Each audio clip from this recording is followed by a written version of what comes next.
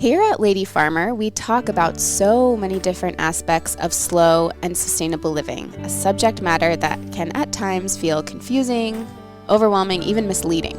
And that's why a few years ago, we set out to write a book that might be a guide for those seeking a life of beauty, simplicity, and sustainability. We're thrilled to be able to offer you our own small guide for cultivating slow living, sustainable simplicity close to home, available in our online marketplace. In the book, we've woven an easy-to-digest narrative of stories, recipes, tips, resources, ideas, and reflection. This collection of essays and resources will guide you to think about your own relationship to the planet, what you eat, what you wear, and how you live a sustainable lifestyle. It also contains a 21-day slow living challenge of daily thought exercises to lead you in the process. For you Good Dirt listeners, we are offering free shipping of this wonderful little book with the code TheGoodDirt in our online marketplace. So use the code TheGoodDirt, TheGoodDirt at checkout when you go to purchase your copy of the Lady Farmer Guide to Slow Living in our online marketplace for free shipping. That's The Good Dirt at the Lady Farmer online marketplace for free shipping on the Lady Farmer Guide to Slow Living. We hope you enjoy it. Thanks, everybody. There's 500 million smallholder farmers, small-scale farmers like the ones that we work with around the world. And I've done some back-of-the-envelope calculations and estimate that those 500 million small-scale farmers could get us 53% of the way to the United Nations goal for net greenhouse gas reductions.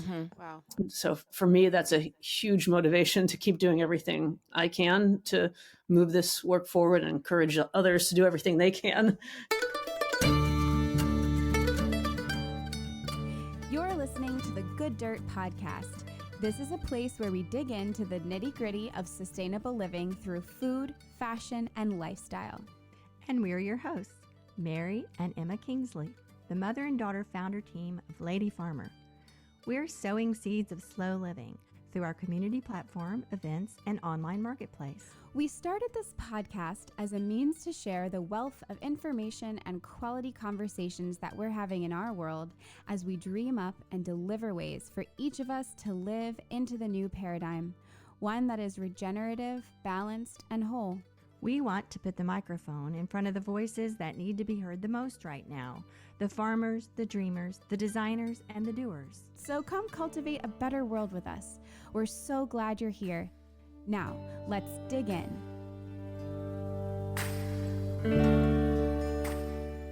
Hello, everyone. Welcome to the Good Dirt Podcast. I am Mary Kingsley, co-host with my daughter Emma, bringing you these conversations in which we explore slow and sustainable living through food, fashion, and lifestyle.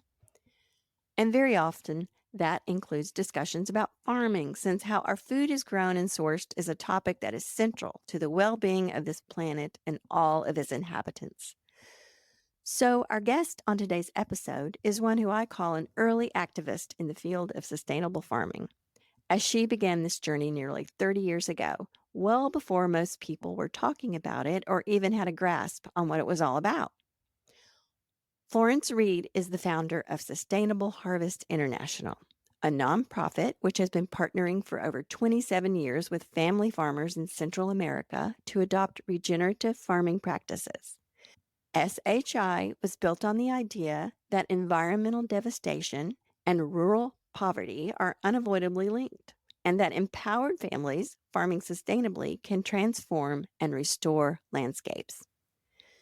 Since the founding of Sustainable Harvest International in 1997, they have helped 4,000 smallholder farms in Central America to convert 30,000 acres of degraded land to regenerative agroecology practices. That's already a lot, but now in the face of a looming climate crisis, the organization is moving towards a scaling up vision to transform 1 million farms by 2030 by planting 1 billion trees, reversing degradation on 8 million acres, achieving food sovereignty for 5 million people, and drawing down 16 million tons of carbon into the soil annually. And with their new tree program, which stands for Training to Expand Eco-Agriculture. They will enable 1,250 small-scale farmers to regenerate over 12,800 acres of degraded land, plant 1 million trees, and increase incomes and food security for 8,000 people. To say that the accomplishments of this organization are impressive and inspiring is an understatement. I urge all of our listeners to go to sustainableharvest.org and see how you can be a part of this wonderful regenerative work that heals the land, nourishes its people, and brings them a better life. In today's episode, we welcome the woman who started it all with nothing more than a recognition of a need, a sense of purpose, and a vision for what could be done. So here is Florence Reed of Sustainable Harvest International.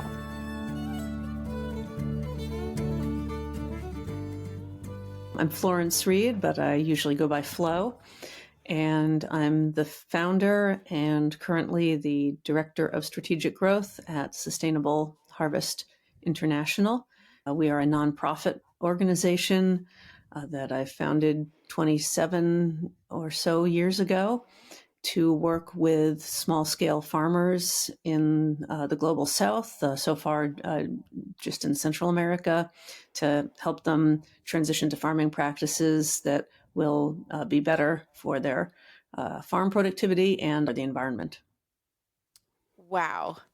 Amazing.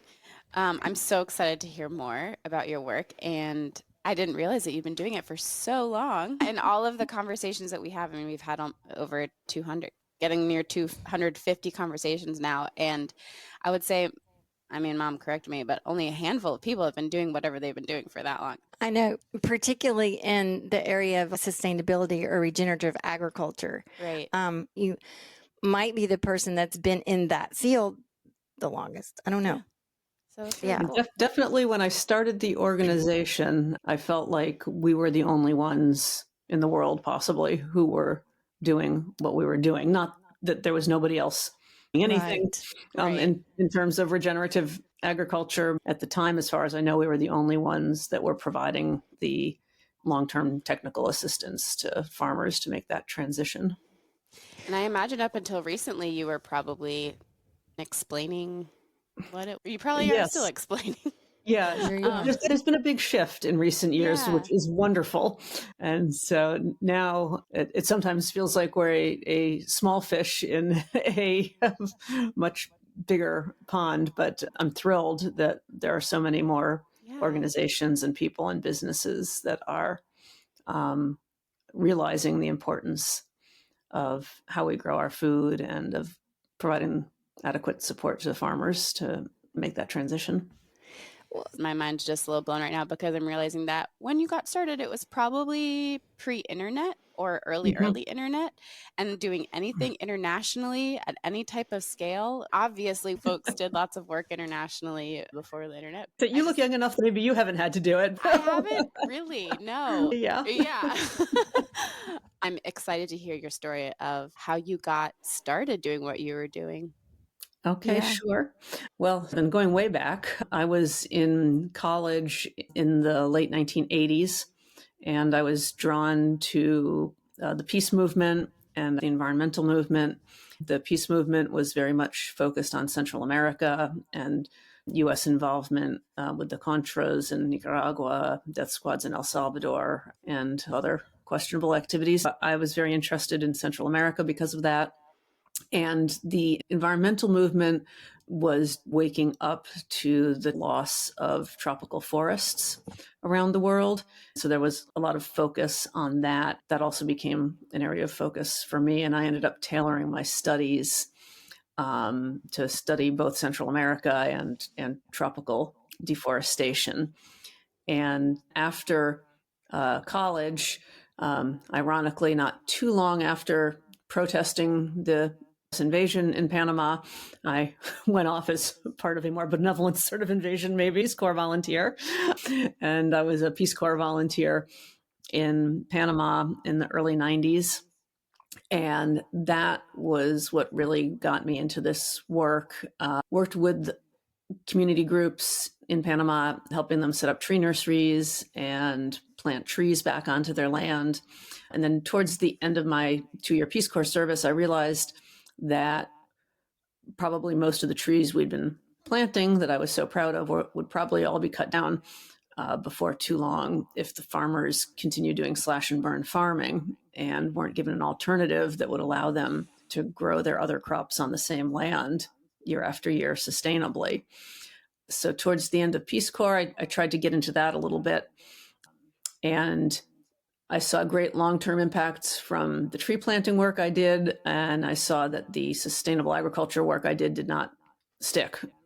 I scored with a lot of learning. The 2 key things that I think I learned was that if farmers are going to change the way they've been growing for years, or in many cases for generations, that they need long-term technical assistance to make that transition until they become comfortable with new ways of growing. And also that local trainers, local technical assistance is going to be more effective than outside experts. For, not that outside experts don't have a role, but for that on the ground sort of technical assistance. So I left Peace Corps wanting to work for an organization that was hiring local people to provide long-term technical assistance to the farmers to help sustainable farming practices. Now we talk more in terms of regenerative farming or agroecology. And well, as I said, there did not seem to be any organization in existence doing that at the time. So I worked for a couple of other nonprofits and gained a bit more experience, and then probably still with not enough, I did come to the point where I decided to try starting a new organization to do what I'd been dreaming of. It came out of work with a previous organization where they decided to drop the program that I was starting for them. I got an email, speaking of email, from a man in Switzerland who I'd met on my last trip. Very rare to get an email, but I got an email from Dieter in Switzerland asking how my work was going. He had been on vacation in Panama with a couple of his friends. He and his friends wanted to see the real Panama, and I'd been taking a weekend off, go scuba diving, and so we all met on a scuba boat, and they wanted to see the real Panama. And so I said, well, I'll pay for a rental car so I don't have to ride the buses. I'll take you with me to see where I've been working. So that was how we met up and how Dieter learned about my work and why he asked how it was going. And when I told him what had happened, and I told him I was thinking about starting a new nonprofit, but I probably wouldn't be able to do it because I had no money for one thing. And he said, well, open a bank account and I'll wire you some money to help you get started. And Wow. I couldn't believe it. And I didn't know how much he was talking about. He was around my age and I had no money. So I assumed he had no money either. But I decided it was worth a try. And I opened a bank account. I needed to come up with a name for the organization then, since it was going to have a bank account. So I decided on Sustainable Harvest International and opened the bank account. And the next day there was $6,000 in the account. Oh, wow. And that decided then it was meant to be. Sent half of it down to Honduras so that the 2 people that I'd hired down there to work for the other organization, who are now not going to be paid, that they could start getting paid through this new organization I was starting, and that kept them going for a few months. And the other $3,000 got me going in those first months. And then little by little, and flying by the seat of my pants and bringing in a lot of other people with knowledge that I didn't have, the organization's been able to bit by bit grow and evolve and always continue to do more and do better, I hope. What year was this when you met him and he funded your efforts? Let's see, that was in 1997. So how did it begin? What were the first steps to getting it going, and what kind of trajectory did you find yourself on in the beginning? I worked in partnership with a Honduran environmental organization, the Fundación Ecologista Héctor Rodrigo Pastor Fasquel. They were working on preserving a national park in Honduras, but we're concerned about farmers cutting down and burning the forest inside the national park to grow crops. And so they saw it as a good partnership to partner with my new little organization. And through them, they handled hiring people and managing the day-to-day work. And I would meet with them to work on the plans. And I would go back and forth between the U.S., where I'd raise funds. As the first little bit of money that I got was used to print up some letterhead and send a letter to everybody I'd ever met asking for donations, and ask them who they knew that I could ask, and kind of little by little build out the fundraising from there. Of course, get incorporated, get tax exempt status, required putting together a board of directors. So I went to the local university, to the natural resources department, and I told the receptionist what I was doing. And I said, do you have any professors or anybody who would be a good fit for this board of directors to help guide this new organization? And she introduced me to one professor who was the first chair of the board, and then another professor who was later a chair, and then through other connections, I was able to bring in other people. Oh, and in the beginning, I was working at a futon store, selling futons, and the two guys who owned that business, they were on the board, and they helped set up the bookkeeping and the payroll and all those things that I didn't know anything about. And they kept paying me to be in the futon store on the condition that I would take care of customers or deliveries when they arrived, but with the understanding that when that wasn't happening, I'd be working on getting this organization going. Wow. Flying by the seat of my pants. Backing up a little bit, you said in the very beginning, when you had been working in these areas, you became aware that the trees you were planting, you worried for their longevity because of the slash and burn techniques you saw the farmers using there. So if you would go back and explain a little bit about that. I mean, it's sort of self-explanatory, but a history of slash and burn, and how long had that been being used, and what was done before that. So just give us kind of a timeline of what's going on there. We all hear about the rainforest being destroyed, but I don't think a lot of people have an idea of how long that's been going on and how it got that way. Sure. Well, slash and burn farming has been used for thousands of years, and that it was probably a sustainable practice at one time. As I understand it, indigenous people who would do mostly hunting and gathering in the forest would also clear a small area in the forest and grow a few crops to complement the hunting and gathering. And then after a while, they would leave that cleared area for the forest to come back in, and the forest would be restored, and they would clear another little area and not come back to that first area for 50 years or 100 years. And so it was a sustainable practice in that way, I believe. But what happened over the years is that the population grew, and the land was no longer distributed equitably. The wealthy took up huge areas of land. The poorer people, particularly a lot of the people with indigenous roots, got pushed up into the hillsides, onto slopes, where the soil, of course, erodes much more easily. And with less land available to them, after clearing and burning an area, they would then have to move after a very short time and clear and burn another area. And it probably isn't surrounded by forest anymore. It's surrounded by other areas that have been slashed and burned recently.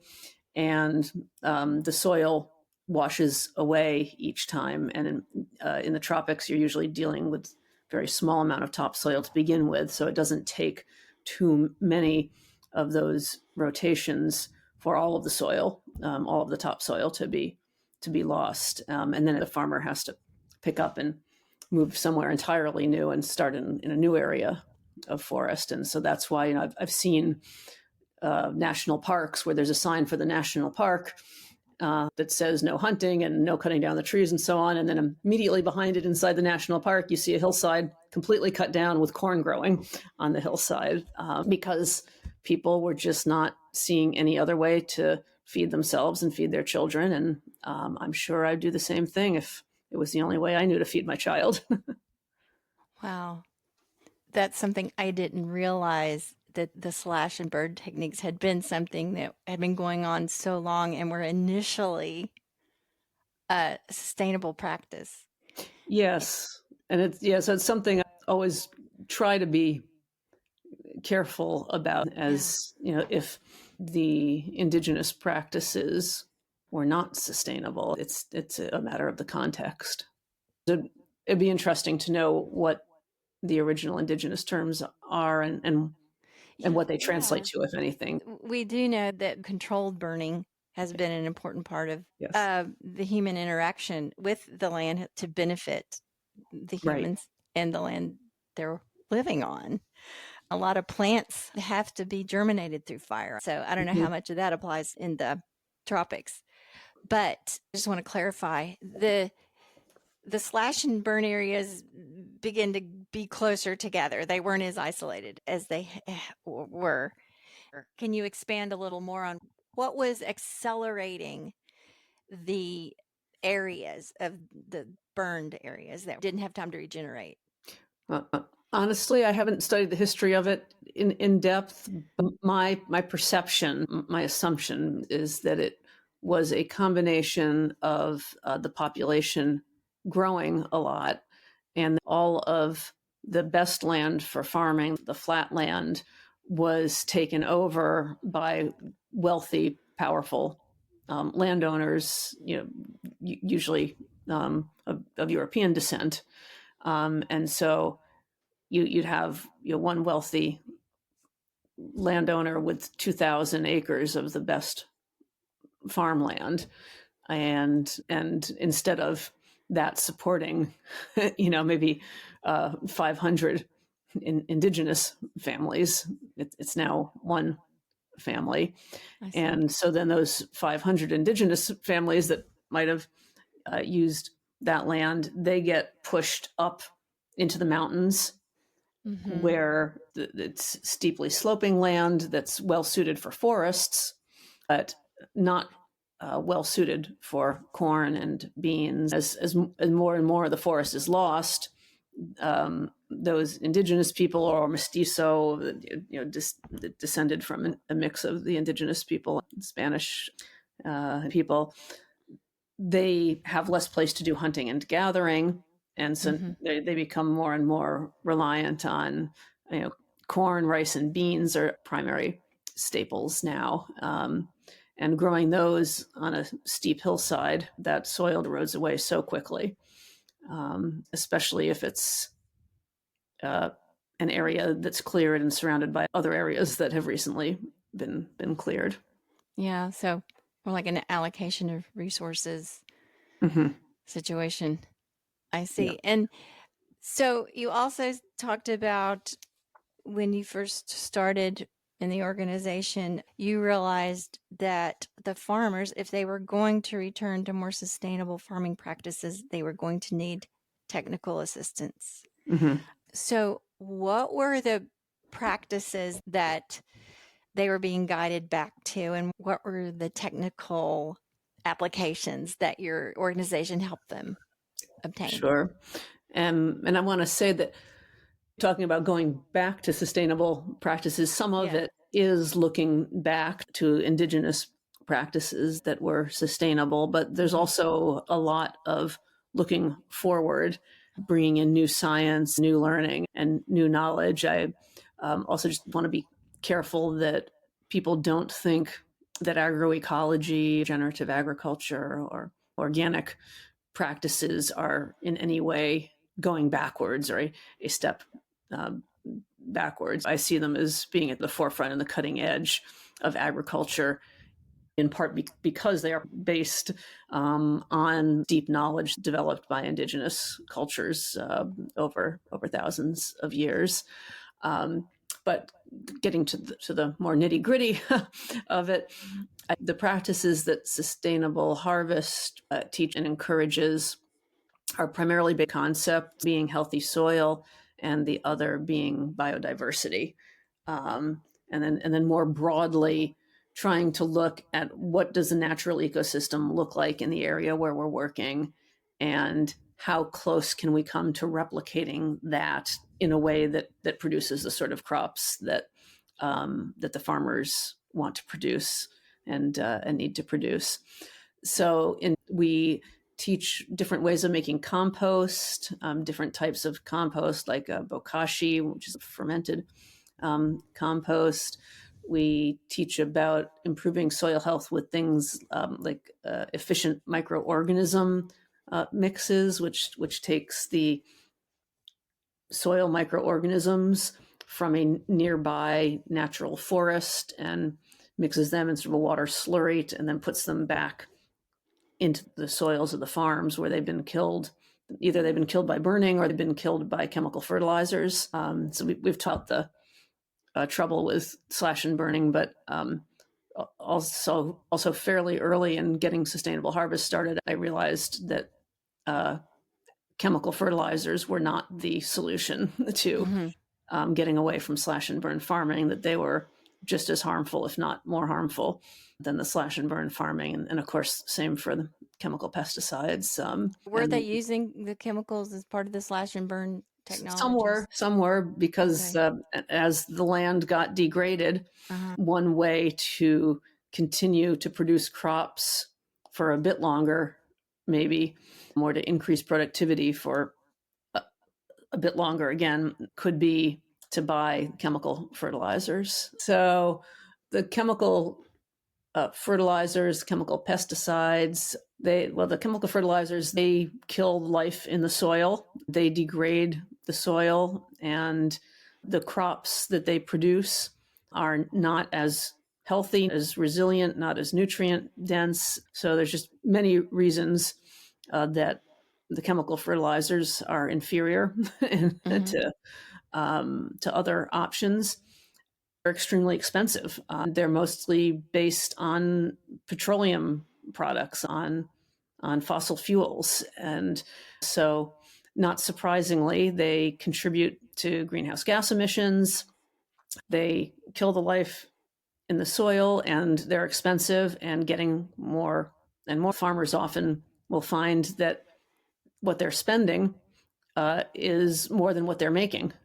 Whereas, circling back to the practices we teach for increasing productivity, the compost, the efficient microorganisms, the cover crops, the mulch, the erosion barriers, the foliant sprays, all these ways that farmers can increase the productivity using what they have on their land and not having to get anything from outside the farm. There's no cost to them other than labor, and it gets all of the benefits plus a lot more, and without the downsides of the chemical fertilizers. And then the chemical pesticides, that's similar, with the added possibility that they are toxic to the farmers who get exposed to them, and to those of us who might eat crops with those on them, not to mention to all of the biodiversity on the land.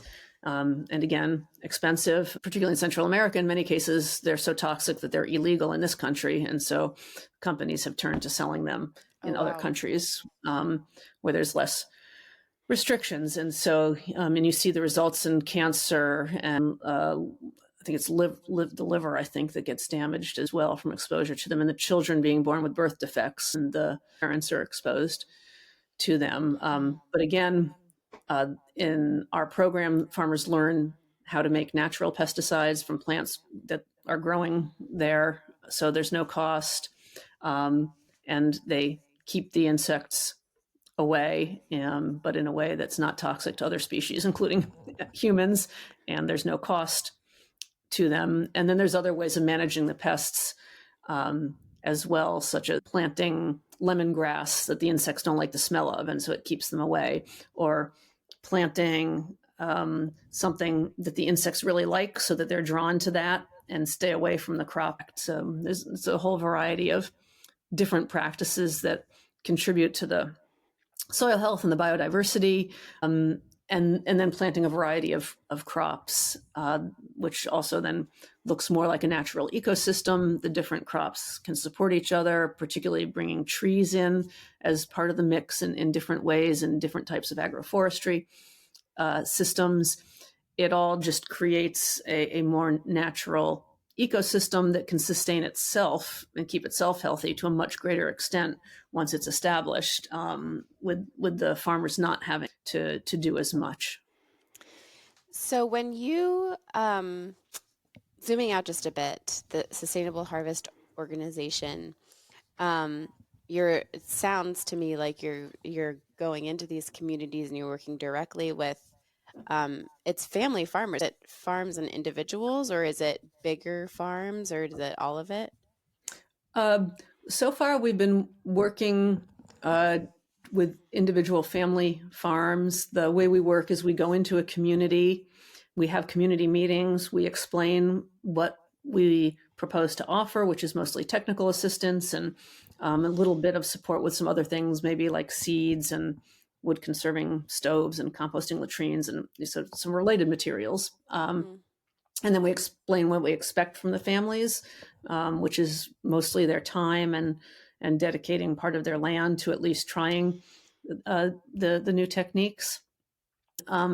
Within the community, each family decides if they would like to join the program or not. And usually there's one member of the family who we consider to be our program participant. And often it's a father or a mother. When we started, it was mostly men. Now it's 40% women. And they're our primary contact, but if there is a spouse, often the spouse is involved as well. If there are parents, children, grandchildren, they're often involved as well. We try to work with the entire family as much as possible, but while having one primary participant in the program. How are these families identified and approached? Do they know about you? Are you well known in the area? So they go, oh yeah, this is the Sustainable Harvest International organization and it has a good reputation. And so they have confidence in it. And yeah. So yeah, how do you identify them? There's a good grapevine in Central America. And so often we have families in our program and they have cousins, aunts, or somebody in another community. People hear about the program and ask if their community can be part of it. We take that into account, but we also look at what communities and areas are in the countries where we're working. We have a matrix with a criteria for identifying where we can have the greatest environmental impact, where the greatest impact on reducing poverty and food insecurity. We combine that with considerations for efficiency. So if the perfect community for us is 500 miles away, but there's some really good ones 5 miles away, we're probably going to take the really good ones 5 miles away instead of the perfect one 500 miles away. Right. And so all those factors help us decide where we will bring new communities in. And then, of course, always with the condition that there's enough people in the community interested in working with us that will welcome us and facilitate a successful program. Do you have staff, boots on the ground? Yeah, we have offices in the countries where we work, local country directors, local trainers. So most of our staff are Central American and based in Central America. We have a virtual headquarters based in the US, but even probably half of that staff now, they're based in Central America. So are you pretty maxed out in terms of the projects you're taking on, and do people apply, and what's the availability, what you're offering? Is it the demand is huge. Okay. We cannot come close to keeping up with the demand. The area where I feel like we've been the least successful in terms of what I'd like to see us doing is in terms of fundraising and finding enough funding to work with as many farmers as would like to be in the program. And of course, that's an area that we're always working on as well. It's an area that we definitely want to do more. And talking in very broad terms, there's 500 million smallholder farmers, small scale farmers like the ones that we work with around the world. And my expectation is that the vast majority of those 500 million would embrace the opportunity to get this kind of technical assistance and make this kind of shift to ecological farming practices that would allow them to produce more and better crops, and to do it in a way that would take care of both their local environment and the global environment. And in terms of the global environment, I've done some back of the envelope calculations and estimate that those 500 million small scale farmers could get us 53% of the way to the United Nations goal for net greenhouse gas reductions. Wow. Carbon back into the soil and into those perennial crops like trees and shrubs that they'd be integrating into this other way of farming. And so for me, that's a huge motivation to keep doing everything I can to move this work forward, and encourage others to do everything they can to move this work forward. We need to do other things in terms of climate change and biodiversity loss too, but this could be such a significant part of it in a way that also ends hunger and poverty and has multiple other benefits. I was going to comment that so often when you hear about organizations trying to help farmers shift into more regenerative practices, you hear that there's a period of convincing, there's a lot of resistance. It sounds like you're not dealing with that. You're dealing with people that come to you wanting it. I think that's interesting. Yeah, it comes from looking more at North America, United States, Canada, Europe, and places where we're talking, and some farms in the global south, but where we're talking about large conventional farms that have millions of dollars invested in huge machines that are used to utilize huge amounts of chemical inputs. And so it's a big paradigm shift to go from that and all that you have invested in that way of doing things to doing things in a radically different way that requires a whole different approach. And not necessarily, but I mean, of course, there's levels of this ecological farming, and every step in the right direction is a step in the right direction. To really do it the way I would ideally imagine all the farms doing it, requires more labor, less machinery, external inputs, but more labor. And of course, in a place like the United States, that's costly. That's a consideration. Although again, depending on what system we're talking about, it doesn't need to be so costly, I don't think. But where, in my experience in Central America, labor is very inexpensive, and so that's not nearly so much of an issue. And whether you're using our practices or the other practices, the farmers who work with us, the machete is still the primary farm machinery. So they're not talking about needing to shift from one sort of $1 million machine to another sort of $1 million machine. They can use the same machete, whether it's for slash and burn, or whether it's for slash and mulch, or whether it's for digging the hole to plant the tree seedling. Or that's a really interesting point. All of this leads me to wonder, as we might be entering an era of a slowdown in environmental policies from the top down. If we have people making changes in the soils, that might be the real climate revolution from the ground level.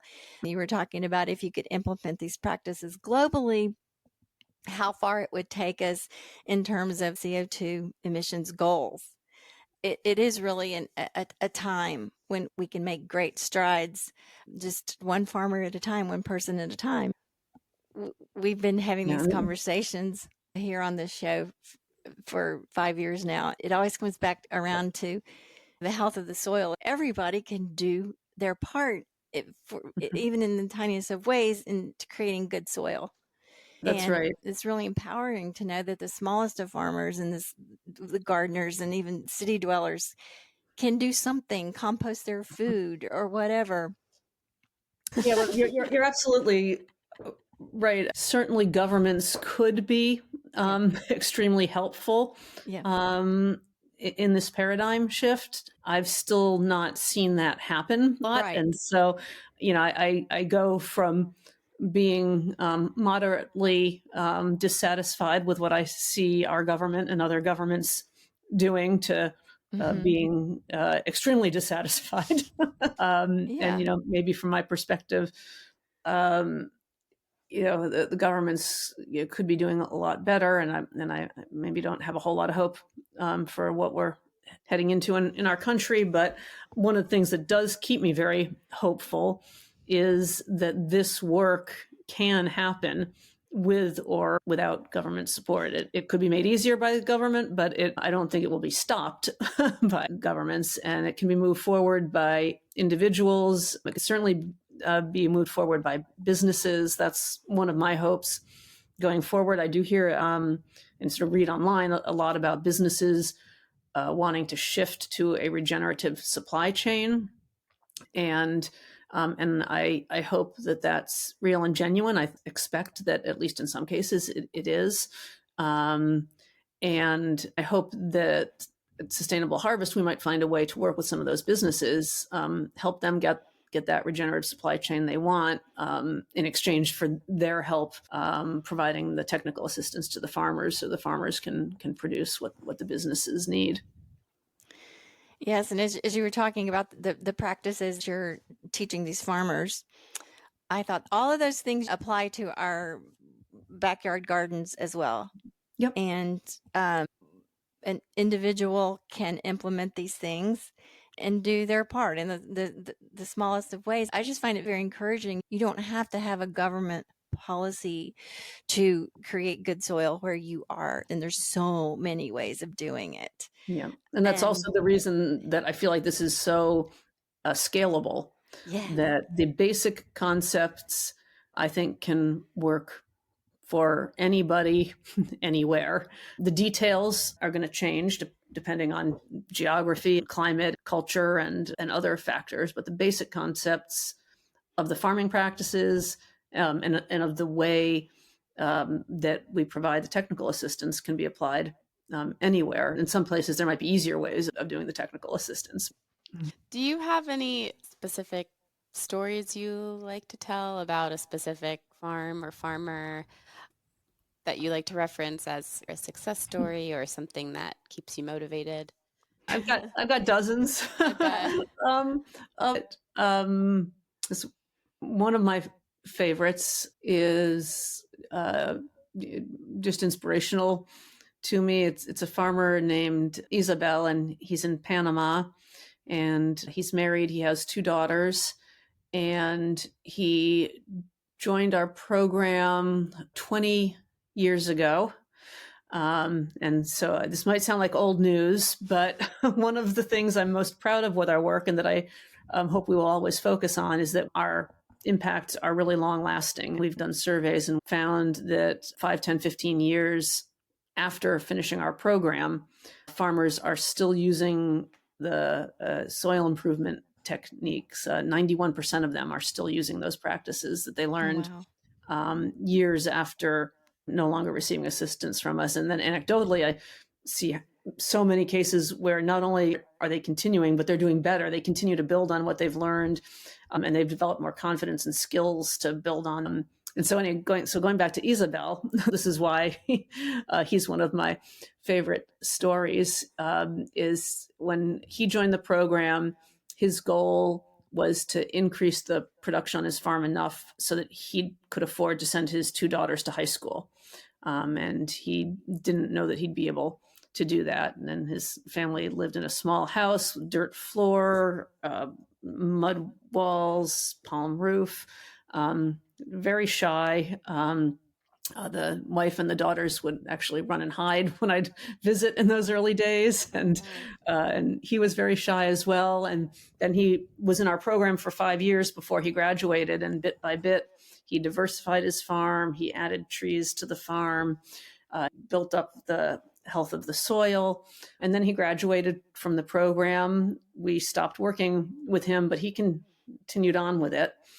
And I checked back in with him a while later and asked if he'd been able to send his daughters to high school as he had hoped to.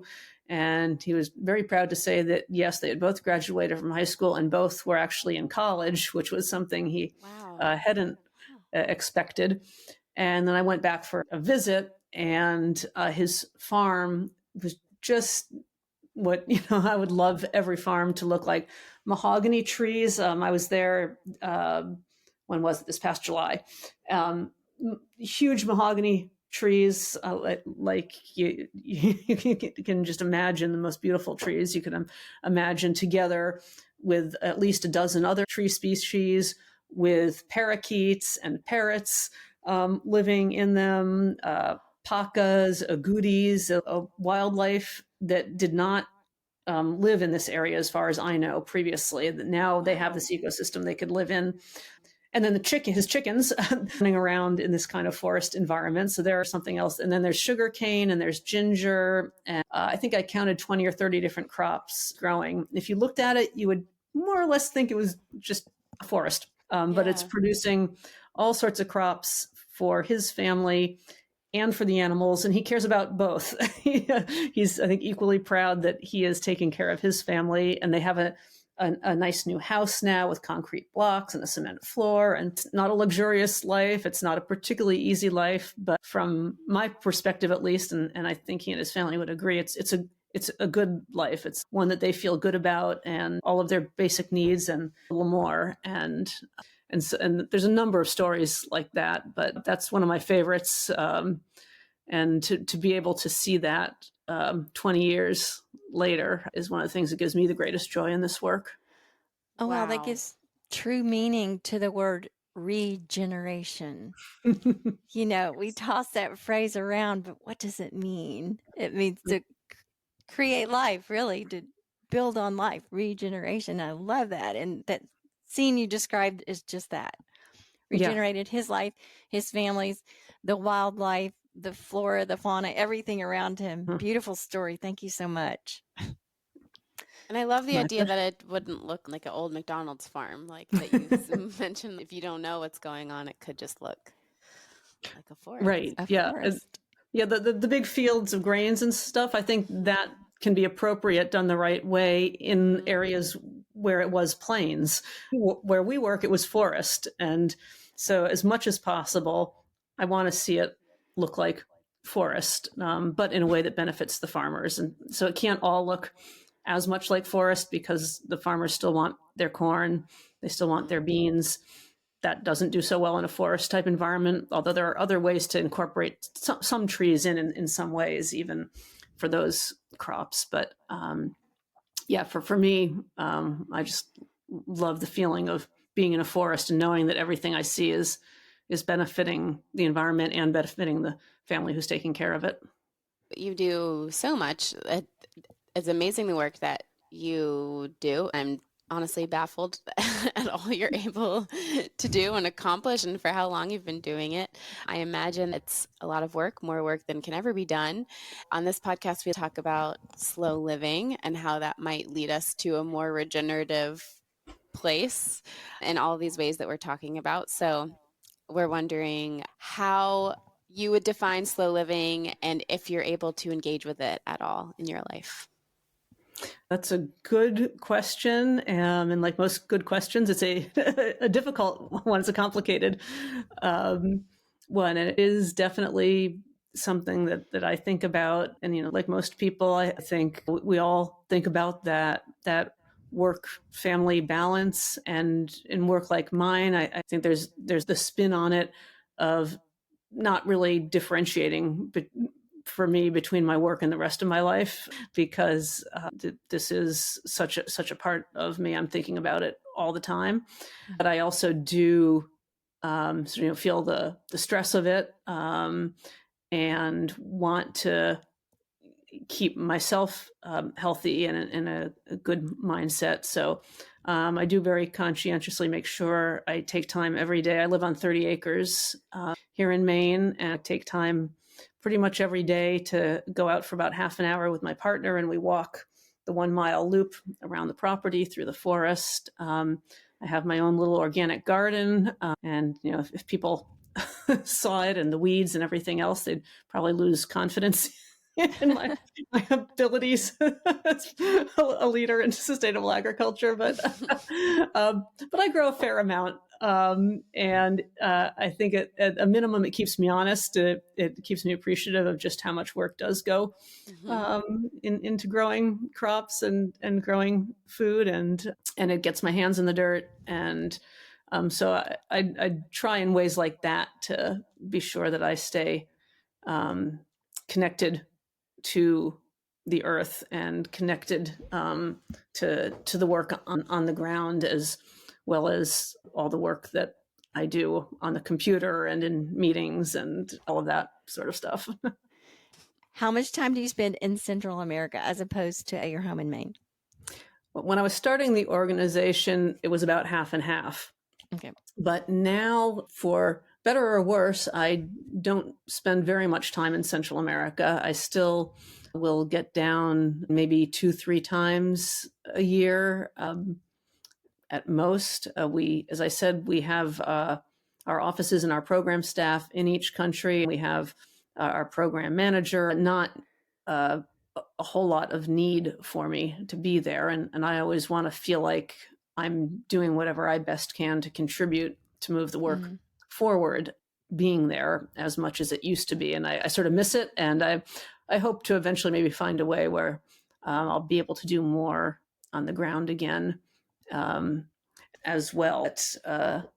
Currently, it's not nearly as much time as it once was, but enough to feel like I've still got a finger on the pulse of what's happening with the work. Is there a lot of Zoom? There is a lot of Zoom. Is your work limited to Central America? Currently, it's limited to Central America.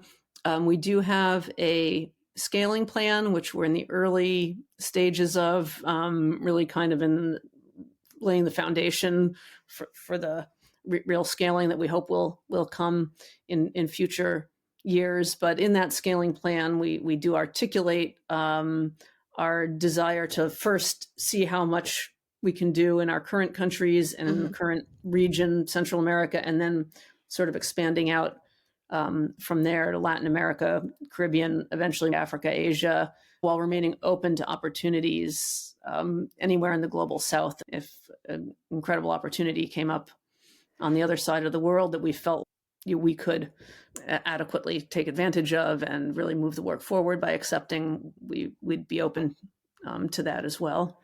So you don't have any predetermined idea of where the next place might be if you could do it tomorrow, or do you? We haven't decided on where the next place might be.